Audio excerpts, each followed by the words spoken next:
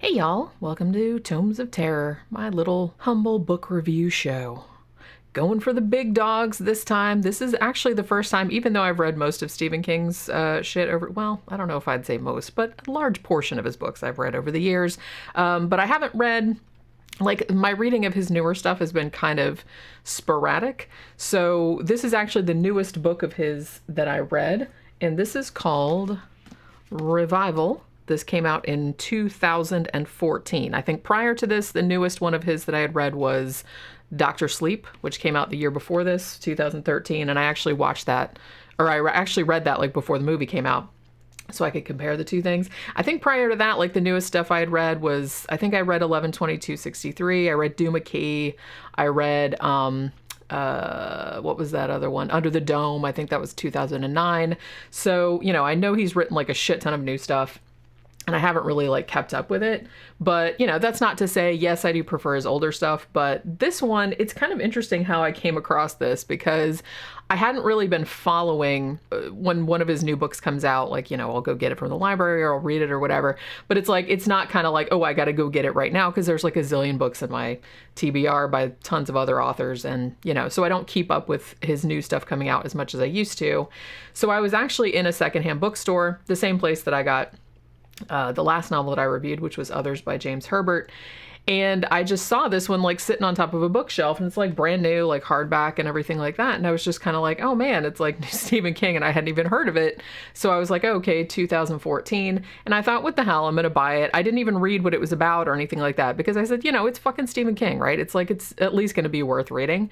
So I picked it up and decided I was going to sit down and read it. And I got to say, this book was pretty fucking good. You know what I mean? Like I said, I went into it not knowing at all what to expect. As I said, I have read some of his more recent stuff, but not a lot. And I will say that Dr. Sleep, again, which was, you know, prior to this, the most recent one of his that I read, I liked it, but I didn't love it. And the movie was good too and everything, but it's like, I didn't love the novel. This one, I think I kind of loved it, because the thing about this one, the thing that's great about this book is that it's kind of like the best possible meeting of his more newer, I want to call it like his more like psychological stuff, more like 11/22/63 was, where it was just kind of like this, where he's talking more about life in general, just like the way, you know, because he's getting older now, and, you know, since his accident and everything like that, he's been writing a lot about the 60s and things like that. So this has that aspect to it, but then it also has like the horror shit. It also has elements of Frankenstein in there. It has like a lot of elements of Lovecraft in there, like particularly toward the end. And I wasn't really expecting, and I really liked the way it went. Also has some kind of Ray Bradbury, like Something Wicked This Way Comes type of vibe to it, which was also really cool. And I liked at the beginning, it's almost kind of like an homage to all of the horror that he read growing up. And it's also kind of like a really heartfelt meditation on aging, loss of faith, you know, what's going on in the afterlife, you know, how grief can warp people's perceptions, you know, forbidden knowledge, that kind of stuff. So I really, really, really got into it. So the story of this one, like I said, I don't know if I'm going to like spoil it outright, but, you know, it came out several years ago.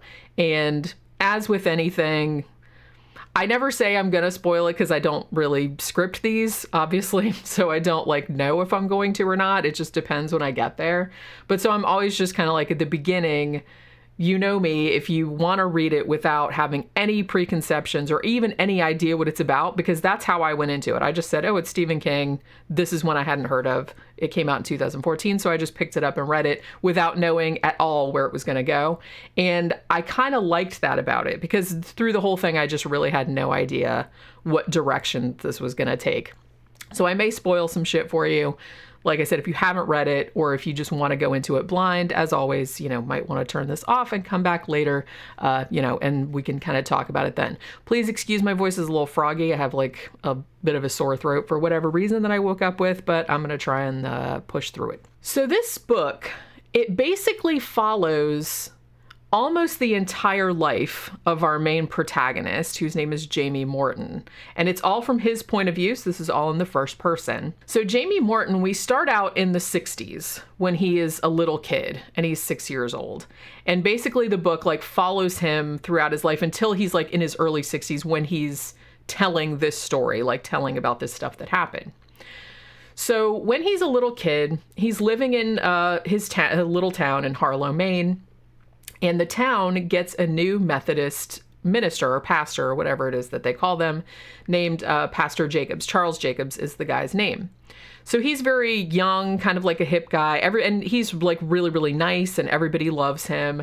And he takes particular interest in Jamie, not in a creepy way or anything, because that's kind of how I thought this was going to go. Because I was like, normally nowadays you read a story where like a pastor is like, "Hey, little boy, let's do," and you know, it's going to go in one direction, but it doesn't go in that direction at all. So I thought that was kind of interesting because he's like playing with the expectations there. But yeah, so this guy is just like a totally nice guy. He moves to this little town with his family. He has this beautiful wife and this cute little son that everybody's, just thinks is adorable and, carry him around everywhere.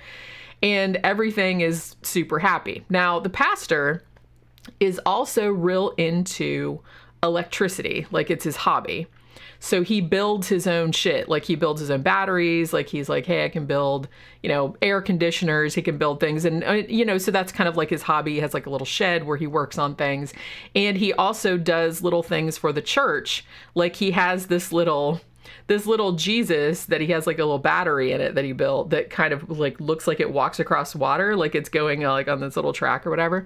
So right away, we're hinting at one of the themes of the book, which is almost kind of like religion as sham, I guess, because there's a lot of carny kind of stuff that happens later.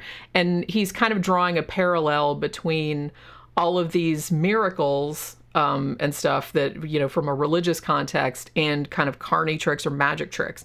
So he's kind of drawing a lot of that as well, which, like I said, that kind of gave me a Something Wicked This Way Comes vibe. So electricity is like a big theme in this book, which is why there's like a lightning bolt on the front, which totally makes sense. Also, I will say right here that I love the title Revival is like the perfect title for this book, because it has, over the course of the story, it has multiple meanings. At some point, it does refer to like a literal like tent revival, like a religious type of thing, but it also refers to revival from the dead. It also refers to revival from you've hit rock bottom in your life and you're like you've been brought back up. So it's just kind of like there's all this multiple meaning that the title has, and I just think it's a brilliant title. So basically what happens, so this kind of all goes on, and he makes friends with Pastor Jacobs. Like I said, he's very, very popular in the town. Everybody loves him. And then there's just a terrible, horrible, like random car accident in which his wife and son are horribly, horribly killed. After this point, the pastor begins to lose his faith. Well, he doesn't begin to lose his faith. He pretty much loses his faith to a point where he just thinks there's really no purpose for anything anymore, or it's almost kind of thing. He's like, if there's a God up there, he's just mocking us with this random shit. It's like, it's my wife and kid never did anything to anybody. I never did anything to anybody. So he's almost like it's more than him being like, quote unquote, angry at God, but he basically is just like, there's no meaning, then nothing means anything. So he has like a really bad, period of grief, obviously, as you would. And then he gives a sermon one Sunday, which in town lore becomes known as the terrible sermon, because basically he comes on there and he says all of these things. He's just like, what if nothing means anything? And he just has this big, and everybody gets like really offended and like starts walking out and stuff, because it's like a very religious, like a Methodist community, and they don't like all the shit that he's saying. And like I said, this part is in the 60s as well. So people were, a lot more religious than I guess. So they were, so everyone gets offended and walks out. He ends up getting fired and leaves town. Now, a lot of the other townsfolk don't want to talk to him after that, but Jamie still, suspects that he might be right, even though he's a little kid. So he still, wants to kind of give the olive branch of friendship or whatever. And the pastor seemed to appreciate that. And then he sort of like, goes off into the winds or whatever. So then we skip ahead several years. We kind of talk about Jamie's teenage years, how he discovered his talent for music, how he started getting into bands, and how that started to happen. So we kind of follow that. And then he starts taking, he eventually ends up as a heroin addict. He's playing as a session musician. Like I said, he's in several bands. He's making a living at it and he's touring with all these other bands, but it's getting to a point where his addiction is making him so unreliable that he keeps getting fired. So when we jump ahead to, I can't remember what year it was. I think it's sometime in the 70s. And he has pretty much hit rock bottom. Like I said, he wakes up in this Fleabag hotel, and he's peed his bed and he's, having like he wants to go and score and this band has fired him and they've left him at this motel because that's where they were staying. And so he decides he's going to go to this nearby state fair carnival type of thing and he's going to get some drugs.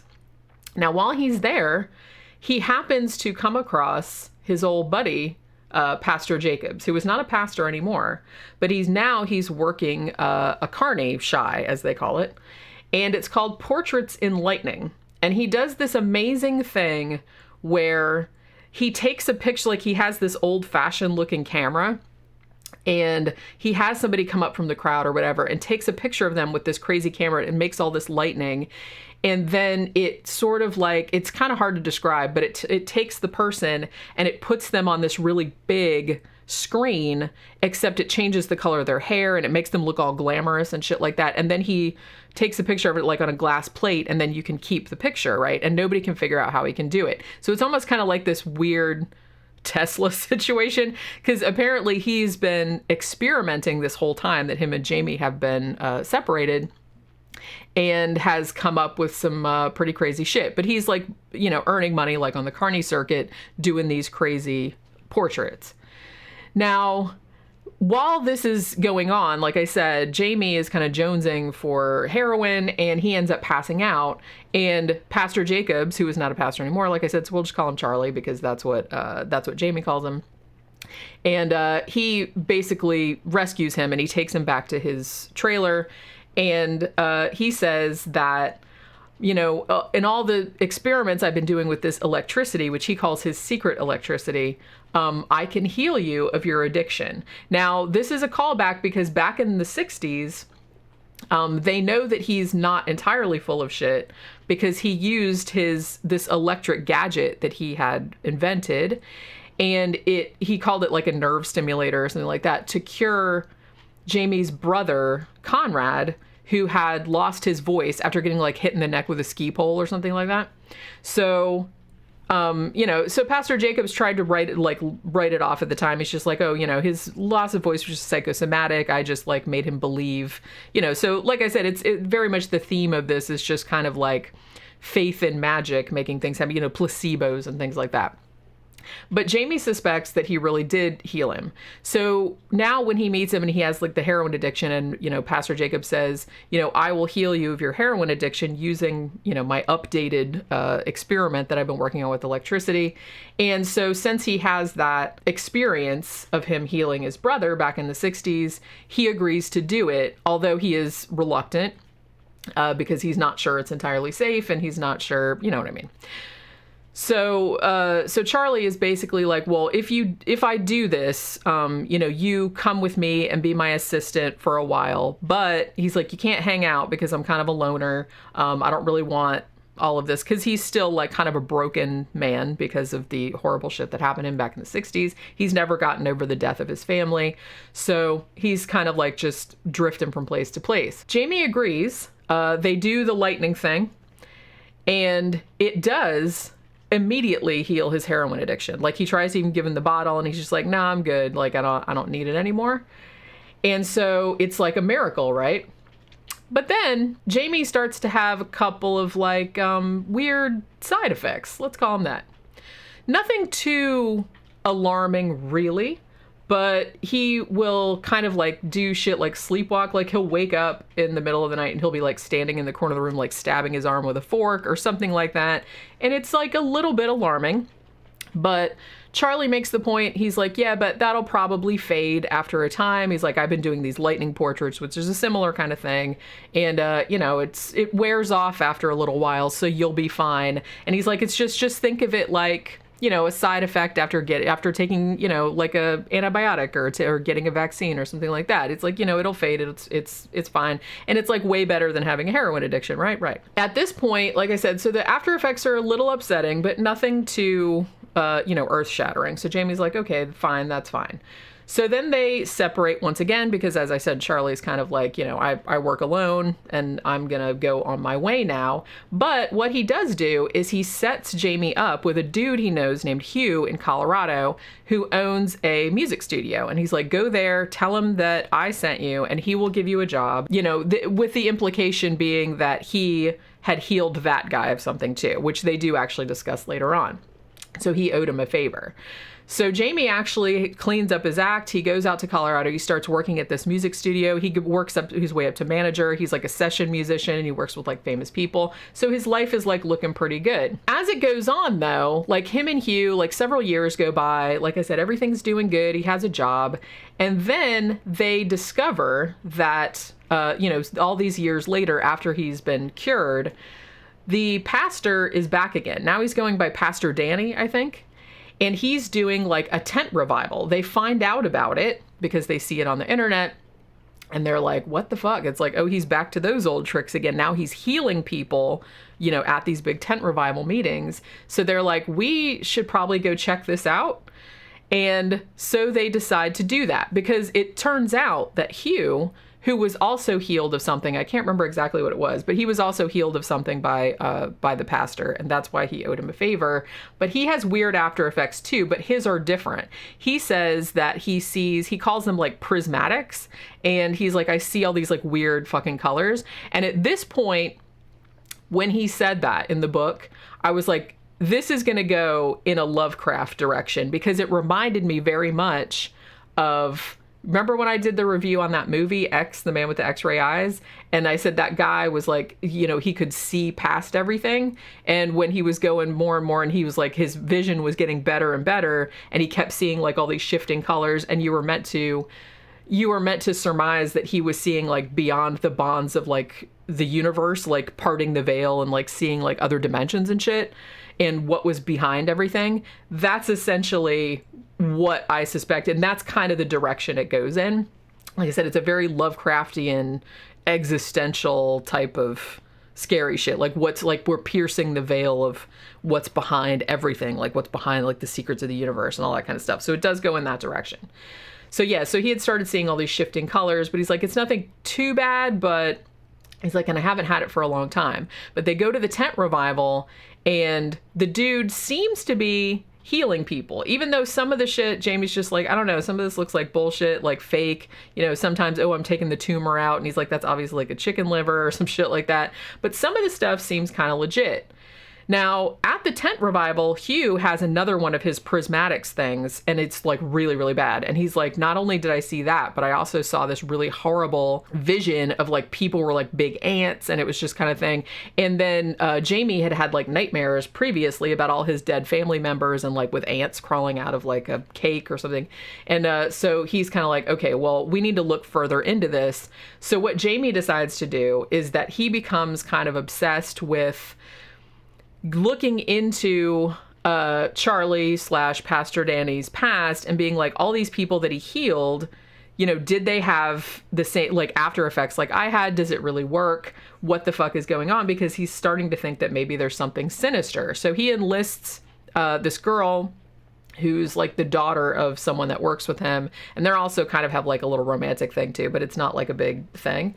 And so she helps him look up all of these people that the pastor supposedly healed. Now, a lot of them seemed like they were really healed, and a lot of them seemed like they were okay. But there was a not insignificant percentage of them that had some really unfortunate after effects from the healing, including, you know, eating dirt. One person just went mentally, you know, they just went essentially mentally comatose. They just kind of like stood there and looked at a wall. So there was enough there that they said, okay, we need to find this dude now and stop him from doing what he's doing because he's hurting people. So that's essentially the final third of the book, is basically Jamie trying to find the dude, because he's kind of going into hiding. Like, he did the pastor thing. He made like a shit ton of money, like millions and millions of dollars. So he can like move around at will and like keep things secret.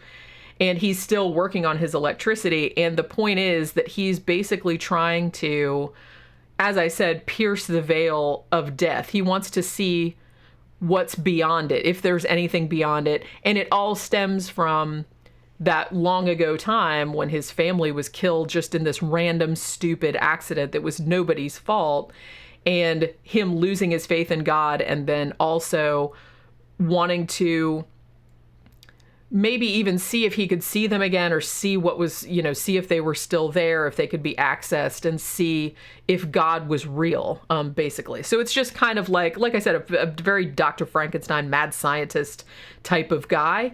And I liked his character because even though he's ostensibly the villain, like the antagonist, he doesn't start out that way. He actually starts out as a lovely person, but as life goes on and just kind of kicks the shit out of him, he becomes more and more crazy and more obsessed with finding out the secrets of the universe, basically. So his journey and Jamie's are almost kind of like parallel, and it's almost kind of like at the very beginning of the book, and I think even on the back blurb, it has like kind of an excerpt where Jamie calls the pastor his fifth business, meaning this person that he met when he was a kid, and it just like the agent of change, like of his entire life. And it's almost kind of like these two characters are linked over the years because he keeps running into the dude, or, you know, like their fates are linked because they met when they were kids, and it was some kind of, you know, some kind of like connection that was made there that can't be broken. So over the last third of the book, Jamie is sort of forced to work with Pastor Danny, or Charlie, whatever you want to call him, because he goes by different names over the course of the book, in his sort of final experiment to pierce the veil. Like I said, he sort of gets blackmailed into it. He's not super happy about it. And that's how the final third of the book goes. This book, it's really interesting because the first probably 2/3 of it, I don't know if I wouldn't call it a horror, because it's definitely a horror novel, but it's not like, a lot of the first 2/3 of it is basically just like going through someone's life and all of their kind of trials and tribulations. You know, everybody that can relate to, you know, having like a drug addiction or getting older, or like having your, you know, having family members die, things like that. So it's just kind of like, there's a lot of that.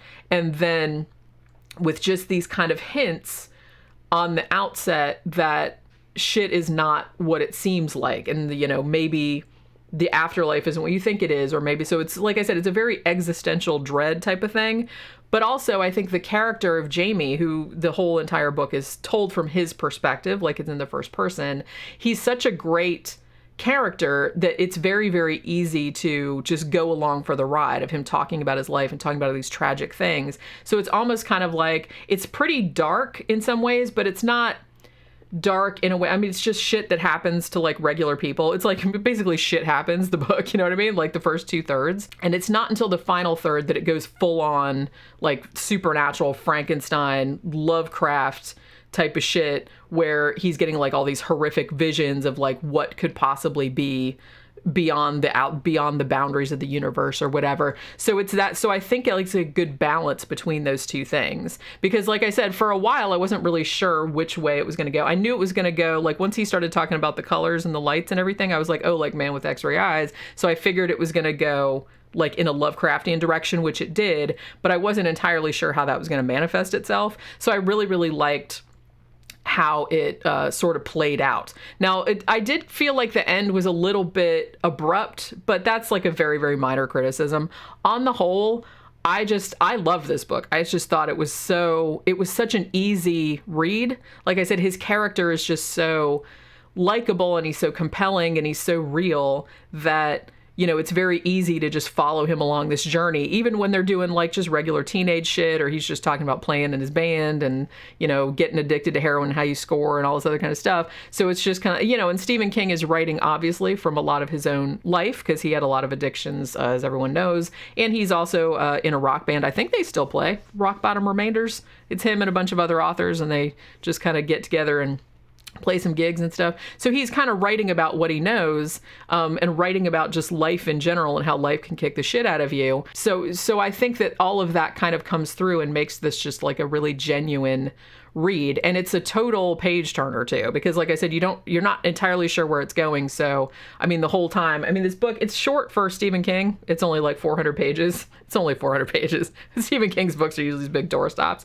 But, so I read it in like, maybe like a day and a half, maybe like and you know, that's not an entire day, but just like a few hours here, a few hours there, because I wanted to see what was going to happen. You know what I mean? So it's like a real page turner. But yeah, so if you haven't read any of Stephen King's newer stuff, because I know there's a thing like with horror fans, and it's just kind of like, how his newer stuff isn't as good and blah, blah, blah, which I guess to a large degree I'd agree with that, but I haven't read, you know, I've just read like a smattering of his newer things, and I didn't like some of them as much as I liked his older stuff. But this one, I think, was definitely a winner. This one is definitely maybe like, I don't know if I'd call it like a return to form, but it's definitely one of, I think it's probably the best of the new ones of his that I've read. It was the most compelling. It had the most interesting story. I really liked the homage to like old mad scientist stuff, like old, like Carney kind of stuff. I like all the rock and roll stuff. And it's like pretty much like all of the cool shit that he's into, like in all of the authors that he loves, he's kind of put all that in there. So it's almost kind of like a love letter to all of that. And I thought that was like, but also being its own thing, you know what I mean? So I really, really liked that. But yeah, it's like definitely, I'm really glad I picked this up, because like I said, this was a Stephen King book, and I just saw it in the bookstore, and I was just kind of like, oh, hey, haven't heard of that one. Maybe I should read it. So I picked it up and read it, and yeah, it's like really, really good. I really, really liked it a lot. And it does seem like, so I've read some other reviews of it, and a lot of people also really seem to dig it. So you might also. So, you know, there it is. It's Revival by Stephen King. Came out in 2014. So if you haven't read it, go and check it out. I highly recommend it. And I will see you guys on the next Tomes of Terror. Bye.